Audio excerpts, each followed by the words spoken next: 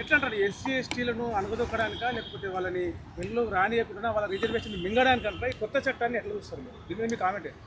దళిత క్రైస్తవులు దళితులు క్రైస్తవం తీసుకుంటే ఎస్సీ రిజర్వేషన్ కానీ ఎస్సీ హక్కులు అంటే మాదిగలుగా మాగలలుగా రాజ్యాంగం ఇచ్చిన హక్కులు తొలగిపోతాయని వాళ్ళు చెప్తున్నారు.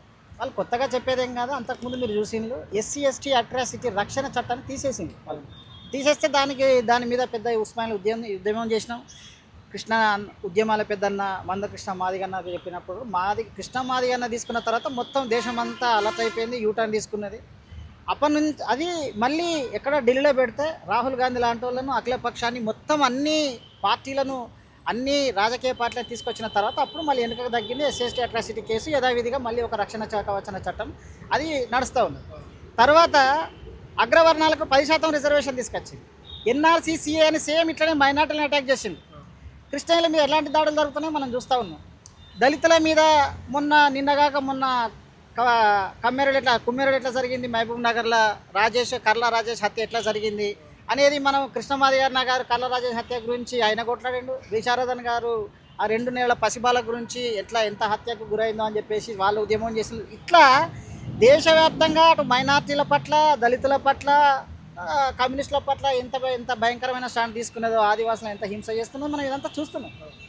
మొత్తం మీదుగా బీజేపీ గవర్నమెంట్ అనేది పవర్ చేతిలో ఉన్న తర్వాత కింది వర్గాలను కావచ్చు వాళ్ళకు నచ్చని ఏ భావజాలాన్నైనా తుదముట్టించాలని అనుకుంటానా పని చేస్తున్నారు. వాళ్ళు ఓపెన్గానే చెప్తున్నారు, వాళ్ళు ఏం దాచుకోవట్లేదు. మా ధర్మానికి వ్యతిరేకంగా ఎవరున్నా వాళ్ళని తుదముట్టిస్తాను వాళ్ళు ఓపెన్గా చెప్తారు. అడవుల్లో ఉన్న అన్నలను మొత్తానికి బయటకు వెళ్ళగొట్టేసి ఆదివాసులను కూడా అక్కడి నుంచి వెళ్ళగొట్టి అక్కడ మైనింగ్ మీద వేసి ఇటు ప్రభుత్వ ఉద్యోగాల్లో కనీసం కొలువు చేసుకొని ప్రభుత్వ ఉద్యోగాల్లో రిజర్వేషన్లు కొల్లగొట్టేలాగా కొత్త చట్టాలు తీస్తారు. అంటే పూర్తిగా అంటే ఒక మానవ సమాజానికి మనుగడకు కారణమైన నిమ్న వర్గాలు ఏవైతే ఉంటాయో బేస్ లెవెల్ పునాది వర్గాలను పూర్తిగా లేకుండా చేస్తారంటే కుట్ర అనుకోవచ్చు. 100% అదే కుట్ర. ఇప్పుడు బీసీలు అంటే జనగణన కావాలని బీసీ 53% రిజర్వేషన్ కావాలని ప్రాణాలు ఇస్తున్నారు, రోడ్ల మీద ఎక్కుతున్నారు. 2 తెలుగు రాష్ట్రాల్లో మీరు అందరూ చూస్తున్నారు ఎంత పెద్ద ఉద్యమం వచ్చిందో. కానీ ఇప్పటిదాకా బీసీ జనగణన జరగలేదు, రిజర్వేషన్ పెంచుతామంటలేదు. దానికి అన్ని పార్టీలు సపోర్ట్ అంటున్నాయి. ఇంతవరకు బీసీ జనగణన జరగలేదు, రిజర్వేషన్ పెంచలేదు. 10% రిజర్వేషన్ ఇచ్చింది. అంటే అర్థం ఏంటిది? ఎస్సీలను ఎస్టీలను బీసీలకు రిజర్వేషన్ పెంచరు. ఎస్సీలకు ఉన్న రక్షణ కవచాలైనటువంటి ఎస్సీ ఎస్టీ అట్రాసిటీ తీసేసిళ్ళు. ఇప్పుడు మొత్తమే ఎస్సీలలో బలంగా ఉన్నటువంటి ఒక వర్గాన్ని తీసేయాలి, 2 వర్గాలుగా చేసి వీళ్ళు దళిత క్రిస్టియన్లు హిందూ క్రిస్టియన్లుగా వీళ్ళను మార్చేసిళ్ళు. ఎస్టీలుగా ఉన్నటువంటి వాళ్ళను ఎవరైతే ఉన్నారో వాళ్ళను ఆదివాసీలు ఇప్పుడు మీరు చెప్పినట్టు వాళ్ళకు ఉద్యోగాల అవకాశాలు లేవు. అడవిలో ఉంటేనేమో వాళ్ళని అన్నలుగా చంపడము, బయటకు అతను ఉద్యోగాలు లేవు. ఎస్సీగా ఈ చట్టాలు ఇవన్నీ వాళ్ళకు వర్తించకుండా ఈ హక్కులు తీసేస్తున్నారు. ఆదివాసుల ఆనవాళ్ళే లేకుండా చేస్తున్నారు. ఎస్సీలకేమో హక్కులు లేకుండా చేస్తున్నారు. బీసీలనేమో బానిసలాగా చూస్తున్నారు. మైనార్టీలనేమో ఎన్ఆర్సీ సిఏఏ వీటి పేరు మీదతోటి వాళ్ళను అంటే 2వ శ్రేణి పౌరులుగా వాళ్ళని చూస్తున్నారు. క్రిస్టియన్లు విదేశీయులుగా అని చెప్పేసి ఏ క్రిస్టియన్లను అగ్రవర్ణాల క్రిస్టియన్ల మీద మొన్న కృష్ణమాదిగ గారు ప్రెస్ మీట్ పెట్టినప్పుడు ఆయన ఏం చెప్పిండు? సతీష్ కుమార్ మీనేనో లేకపోతే ఇంకో మోజేస్ వీళ్ళనే జరగట్లేదు. ఎవరి మీద జరుగుతున్నాయి దాడులంతా? చేతుల బైబిల్ పట్టుకొని ఎట్లనైతే అంబేద్కరిజాన్ని ప్రచారం చేసినట్టు మార్క్సిజాన్ని ప్రచారం చేసినట్టు కార్యకర్తలు ఉండేదో గదే కార్యకర్తలు కింద ఉన్నటువంటి దళితుల మీద ఎక్కువ దాడులు జరిగినాయి. పర్స సంజీవైన చంపిళ్ళు, ఎహెచ్కేల మీద దాడి జరిగింది. చాలా పాస్టర్ల మీద చాలా కింది వర్గాల మీద దాడులు జరుగుతున్నాయి తప్ప అగ్రవర్ణాల మీద ఎవరి మీద దాడి జరగట్లేదు. కాబట్టి గత 10 ఏళ్ళుగా చూసుకుంటే రాజ్యాంగాన్ని అవసరమైనప్పుడల్లా సందర్భం వచ్చినప్పుడల్లా మేము దీన్ని లేకుండా చేస్తాం అని చెప్తున్న క్రమంలో ఈ కొత్త చట్టాలు ఈ కొత్త విధానాలు చూస్తుంటే మనువాదాన్ని మెల్లగా ఇంప్లిమెంట్ చేసి రాజ్యాంగాన్ని ప్రజాస్వామ్యాన్ని మొత్తానికి బొందబెట్టే 100% అయితే వాళ్ళు రాజ్యాంగాన్ని వాళ్ళు గౌరవించను అని వాళ్ళు ఓపెన్గా చెప్పిండ్రు. ఈ రాజ్యాంగాన్ని తీసేసి వాళ్ళ మనువాదాన్ని తీసుకొస్తాను ఓపెన్గా చెప్పిండ్రు. కాకపోతే రాజ్యాంగాన్ని ఇప్పుడు మార్చాలి. వాళ్ళ ఎజెండా 100 సంవత్సరాల తర్వాత బీజేపీ ఎజెండా ఏమిటి అని అంటే రాజ్యాంగాన్ని మార్చాలని.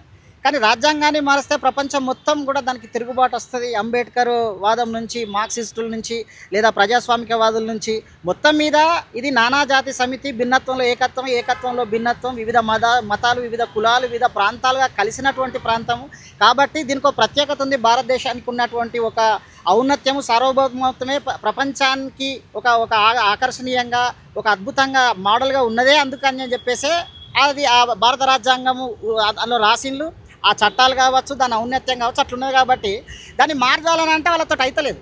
మార్వకుంటే ఏం చేయాలి, పుస్తకం అట్లనే ఉండాలి, లోపల ఒక్కొక్క పేజీ చింపుకుంటూ రావాలి. ఇప్పుడు వాళ్ళు చేస్తున్నది పైన అట్లనే ఉన్నాయి, రాజ్యాంగాన్ని ముట్టుకోకుండా. రాజ్యాంగాన్ని మార్చాలంటే వాళ్ళతో అయితలేదు కాబట్టి రాజ్యాంగం హక్కులు ఏదైతే ఎవరెవరికైతే ఇచ్చిందో ఆ హక్కులు ఒక్కొక్కటి కూడా బిగుతున్నది కదా. ఇప్పుడు ఇప్పటిదాకా చెప్పిన బీసీలకు ఆ రిజర్వేషన్ ఇవ్వట్లేదు, అగ్రవర్ణాలకు ఏ పోరాటం చేయకుండా 10% రిజర్వేషన్ ఇచ్చింది, మైనారిటీలను ఎన్ఆర్సీ సిఐ అని చెప్పేసి వాళ్ళ మీద జరిగేటువంటి దాడులు వాళ్ళ మీద అంటే మానసికంగా వాళ్ళను దేశీయ పౌరులు కాకుండా ఎంతసేపు విదేశీయులుగానే వాళ్ళ మీద జరుగుతుంది. అడవిలో ఉన్నటువంటి ఆదివాసుల మీద ఏం జరుగుతుందో మనం మొన్నటిదాకా చూసినాం. వాళ్ళ హక్కులు వాళ్ళ అడవే కాదు, చివరికి వాళ్ళ ఆనవాళ్ళు కూడా లేకుండా జరిగేటువంటి ఒక కార్పొరేట్ కుట్ర అది చూస్తున్నాం మనం. ఇప్పుడు దళిత క్రిస్టియన్లుగా ఇది చూస్తున్నాం. మొత్తం మీదుగా వాళ్ళ రాజ్యాంగాన్ని డైరెక్ట్ మార్చకుండా రాజ్యాంగంలో ఉన్న హక్కుల పేజీని, రాజ్యాంగంలో ఉన్నటువంటి ఉత్పత్తి కులాలను ఒక్కొక్క పేజీ చింపుకుంటూ వస్తున్నారు. అందులో భాగంగానే దళిత క్రిస్టియన్లకు రిజర్వేషన్లు వర్తించవు. వాళ్ళు క్రిస్టియన్లకు పోతే అందులో అంటరానితనం లేదు కాబట్టి, ఇందులో అంటరానితనం ఉన్నది కాబట్టి మీకు ఇచ్చిండ్లు అంటే. ఇప్పుడు అందరూ ఏమంటున్నారు, కృష్ణమాదిగ నుంచి మొదలు పెడితే మొత్తం దళిత సమాజము, ప్రజాస్వామిక సమాజం అంతా కూడా ఏమంటుందంటే మరి వాళ్ళకు రిజర్వేషన్ రద్దు చేసే బదులు అసలు కులమే రద్దు చేస్తే అయిపోతుంది కదా అని ఇప్పుడు వస్తున్నది. ఇదే మతం రంగు పూసి కులాన్ని అంటే అంటే ఇప్పుడు అది వాళ్ళకే ప్రమాదంగా మారింది. ఒకప్పుడు ఏంటంటే కింది వర్గాలకి ఏ హక్కు లేకుండా, సపోజ్ వాళ్ళను గుడికి రాకుండా, సంస్కృతం నేర్చుకోకుండా వాళ్ళని నిరోధించింది. ఇప్పుడు సంస్కృతం ఎవరు నేర్చుకోవడం లేకపోవడంతో అదే భాష ఆటోమేటిక్గా అదే చచ్చిపోతుంది. గుళ్ళకి ఎవరు రాకపోవడంతో వాళ్ళు వేరే మతాలకు పోతున్నారు. బౌద్ధం ఎందుకు తీసుకున్నాడు బాబాసాహెబ్ చచ్చిపోయేటప్పుడు? బౌద్ధం తీసుకోవడం అని అంటే ఇప్పుడు వాళ్ళు ఏమంటున్నారు, అంబేద్కర్ బౌద్ధం తీసుకున్నాడు కానీ, అంబేద్కర్ సిక్కు మతంను గౌరవించడు కానీ, విదేశీ మతాలైన ఇస్లాంను కానీ క్రైస్తవును కానీ స్వీకరించలేదు, భారతదేశంలో బౌద్ధాన్ని స్వీకరించండి అని చెప్పేసి అంటున్నారు. ఎందుకు స్వీకరించండి మరి? ఉన్న మతంలో ఉండకుండా బౌద్ధాన్ని ఎందుకు స్వీకరించడానికి చర్చ జరగట్లే. ఆయన వేరే మతాలను వ్యతిరేకించిండు, బౌద్ధాన్ని మాత్రమే మన భారతీయ మతం కాబట్టి అందులోకి వెళ్ళిండని చెప్పేసి అని అంటున్నారు.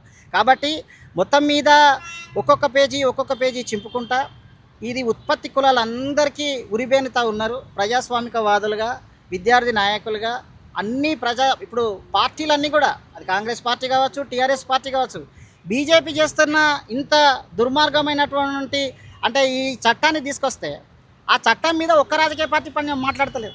రేవంత్ రెడ్డి ప్రభుత్వం మాట్లాడతలేదు, కేసీఆర్ గవర్నమెంట్ కేసీఆర్ ఉన్నాడో లేడో తెలుస్తలేదు, మిగతా సమాజం కూడా దానికి మాట్లాడడానికి సిద్ధంగా లేరు. అనంటే ఇప్పుడు వాళ్ళు ఒక రాయేషన్లు ఫస్ట్ ఏంటిది atrocity case, SC ST atrocity case తీసేస్తాడు వాళ్ళు కనుక. అప్పుడు మనం కనుక కృష్ణమాదిగ ఆధ్వర్యంలో అప్పుడు విద్యార్థి నాయకులుగా ఉన్న మేమందరం కనుక అప్పుడు రెస్పాండ్ కాకపోతే చట్టం పోయేది. చట్టం ఏంటంటే ఆటోమేటిక్గా రిజర్వేషన్ కూడా పోయేది.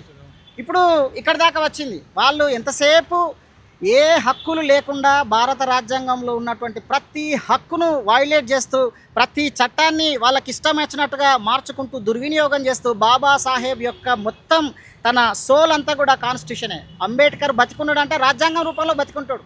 అంబేద్కర్ పోతూ నేను ఈ రాజ్యాంగం ఇస్తున్నా, ఈ రాజ్యం వెళ్ళండి, కనీసం హక్కులన్నా కాపాడుకోండి, కనీసం ఈ రాజ్యాంగంలో ఉన్న అటువంటి మీ రైట్స్ మీరన్నా రక్షించుకోకపోతే చివరికి ఈ దేశీయ పౌరులుగా గాక మళ్ళీ బానిసత్వంలోకి, మనవాదంలోకి నెట్టబడతారు మీరు అందరని చెప్పి ఆ రోజు అంబేద్కర్ చెప్పిండు. ఇప్పుడు అదే పరిస్థితి. దళిత బహుజన వర్గాలను చూసుకుంటే వాళ్ళ పుట్టుక, మనుగడ, జీవితాంతం ఈ చరిత్ర మొత్తంలో స్వాతంత్రం రాకముందుకైనా, స్వాతంత్రం వచ్చినాకైనా, ఇప్పుడైనా పోరాటమే మిగిలింది.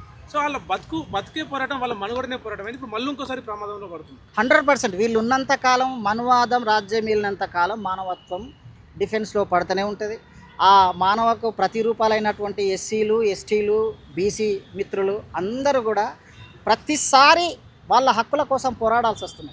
అందుకే కింది వర్గాలు అందరూ కలిసి ఏంటిది, మన రాజకీయ భవిష్యత్తు కోసం మన రాజకీయాలు చేయాలి. ఇప్పుడు యూపీలో ఎస్పీ ఉన్నది, బీఎస్పీ ఉన్నది, తమిళనాడులో డిఎంకే ఉన్నది, ఎంకే ఉన్నది, కరుణానిధి అంటే పెరియార్ పెట్టినటువంటి పార్టీలని. కాబట్టి కింది వర్గాలుగా ఉన్నటువంటి వాళ్ళు రాజకీయ రంగంలో లేకపోవడం వల్ల, రాజకీయాలు చేయకపోవడం వల్ల, కేవలం సంఘాలుగానే మిగిలిపోవడం వల్ల ఏమవుతుందంటే రాజ్యాధికారంలో ఉన్నటువంటి బీజేపీ, ఆర్ఎస్ఎస్ ఏదైతే అనుకుంటుందో అదే ఎజెండా ఇంప్లిమెంట్ చేస్తున్నది. ఆ ఎజెండా ఏంటిది, మొత్తం టోటల్గా వాళ్ళు ముస్లింలైనా, క్రిస్టియన్లైనా, దళితులైనా, బీసీలైనా, ప్రజాస్వామికవాదులైనా, ఆదివాసులైనా ఎవరైనా సరే వాళ్ళ గొంతు కోయడం, వాళ్ళ హక్కులను కాలరాయడమే వాళ్ళ యొక్క అంతిమ లక్ష్యం. కాబట్టి రానున్న క్రమంలో మీరు అన్నట్టు అది క్రమేణా మనవాదం ఇంప్లిమెంట్ అవుతున్నది. ఇప్పుడు హక్కులు పోయిందంటే మనవాదం ఇంప్లిమెంట్ అయినట్టే కదా. నిన్న చూస్తున్నారు కదా ఆ నిర్మాణం 100% మంచి క్వశ్చన్ వేసిండు. కృష్ణమాదిగ కూడా ఆల్రెడీ ఆ కృష్ణన్న ముందడుగు వేసిండు. దాంతో రెండు రాష్ట్రాల్లో ఉన్నటువంటి దళిత సంఘాలు, బహుజన సంఘాలు, మరీ ముఖ్యంగా దళిత క్రైస్తవులుగా ఉన్నటువంటి వాళ్ళందరూ కూడా ముందుకొచ్చి ఇప్పుడు ఆల్రెడీ మీటింగ్ పెట్టిండ్రు. ఉస్మానియాలో త్వరలో మీటింగ్ పెట్టబోతున్నాం, అన్ని యూనివర్సిటీల్లో మీటింగ్ పెట్టబోతున్నాం, అన్ని జిల్లా వ్యాప్తంగా మీటింగ్ పెట్టబోతున్నాం. కాబట్టి కృష్ణన్న తీసుకున్నటువంటి ఈ స్టెప్ ఏదైతే ఉన్నదో మిగతా ప్రజాస్వామికవాదులందరినీ కూడా వాళ్ళని గౌరవంగా ఆహ్వానిస్తున్నాం. అంటే ఇదేదో క్రిస్టియన్లది అనుకోనో, ఇది ఎస్సీలది అనుకోనో, లేదా ఇది ఓన్లీ మాలమాదిగల ఇష్యూ అనుకుంటే తర్వాత తస్మాత్ జాగ్రత్త, తర్వాత ఇది అందరికీ ప్రమాదంగా చూడుతుంది. ఒక్కొక్క హక్కు తీసేస్తూ ఇప్పుడు మనం దళితుల గురించి మాట్లాడకపోతే రేపు ఆదివాసుల గురించి మాట్లాడకుండా అవుతుంది.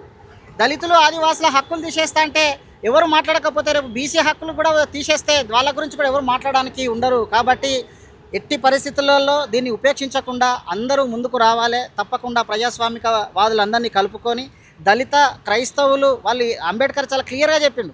వీళ్ళందులోకి పోవడం వల్ల అందులో కొత్తగా దక్కే గౌరవం ఉండదు. ఇందులోకి వెళ్ళిపోవడం వల్ల ఈ హక్కులు కూడా ఉండవు. రెండు రకాలుగా నష్టపోతారు. అది సిక్కులలోకి పోయినా, నువ్వు బౌద్ధంలోకి పోయినా, జైళ్ళకి ఏది పోయినా కానీ ఇదే జరుగుతుంది అని చెప్పేసి అన్నాడు.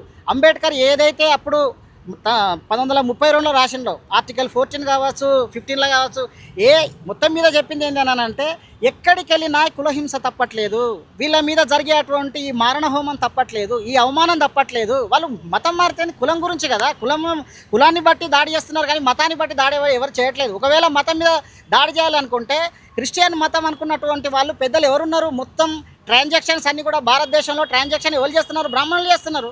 ఇప్పుడు శ్యామ్ కిషోర్ నుంచి మొదలు పెడితే, బ్రదర్ అనిల్ నుంచి మొదలు పెడితే, సతీష్ వరకు మొదలు పెడుతుంటే ఎవరున్నారు? వాళ్ళంతా అప్పర్ కాస్ట్ ఉన్నారు. వాళ్ళ మీద ఎప్పుడు దాడి జరుగుతుంది? కింది వర్గాల మీద దాడి జరుగుతున్నది. మరి వాళ్ళు క్రిస్టియన్లుగా మారితే వాళ్ళ కులం పోతున్నదా? బాపనలది కులం పోవట్లేదు, రెడ్డిలది పోవట్లేదు, కమ్మలది పోతలేదు, కాపులది పోవట్లేదు, ఓన్లీ ఒక ఎస్సీలది మాత్రమే పోతుంటుంది. చాలా స్పష్టంగా ఎస్సీల మీద జరుగుతున్న ఒక దమనకాండాన్ని లోకం మొత్తం అర్థమవుతున్నది. అర్థమైనాక కూడా క్రిస్టియన్లుగా ఉన్నటువంటి వాళ్ళు పరలోకమందున్న మా తండ్రి నీ రాజ్యం వచ్చును కాక అన్నట్టు వాళ్ళు పరలోకంలోనే చూస్తున్నారు తప్ప ఈ లోకంలో జరిగే హింస గురించి వాళ్ళు మాట్లాడట్లేదు. దయచేసి దళిత క్రిస్టియన్లుగా ఉన్న వాళ్ళు మిత్రులందరికీ చెప్తున్నాం, ఇది ఇట్లనే ఉన్నానంటే రేపు మిమ్మల్ని కొట్టే చట్టం కూడా వస్తుంది. విదేశీ మతాలను ప్రచారం చేస్తే ఏ హక్కులు ఉండవు అన్నప్పుడు ఎవడైనా మిమ్మల్ని దాడి చేస్తాడు. దయచేసి ఒక ఉద్యమం, ఒక గొడుగు కిందికి అందరూ రావాలి, మన హక్కులను రక్షించుకోవాలి. ఆ దిశగా ఆల్రెడీ కృష్ణన్న ముందడుగు వేసిండు. త్వరలో విద్యార్థి సంఘాలుగా మేమందరం కూడా దాని కార్యాచరణ రూపొందిస్తున్నాం.